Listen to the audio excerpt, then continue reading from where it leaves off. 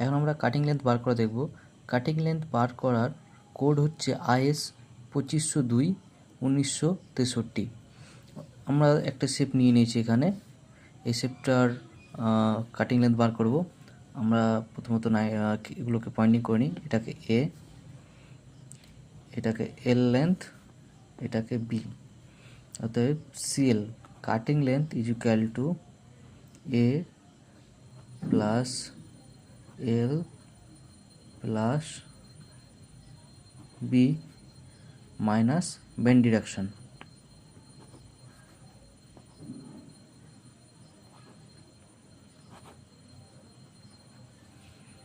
তাহলে এটা আমরা পাবো কাটিং লেন্থ। অতএব বেন্ড ডিরেকশন হচ্ছে এখানে হচ্ছে 90 ডিগ্রি, এখানে 90 ডিগ্রি। এটা হবে bend direction is equal to 2 into 2D for 90 degree bend।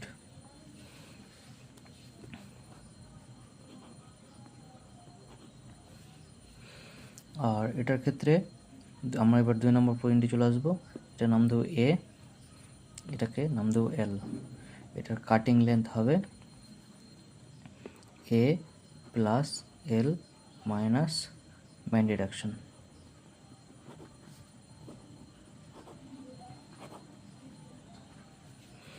Bend direction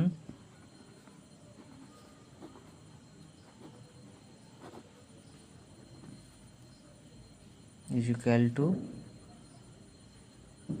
1 into 2D। যেহেতু অ্যাক্টিভ বেন্ড ডিরেকশন আছে তাই এখানে একটাই পয়েন্ট, এবং যেহেতু 90 ডিগ্রি বেন্ড আছে তাই 2D ফর 90 ডিগ্রি।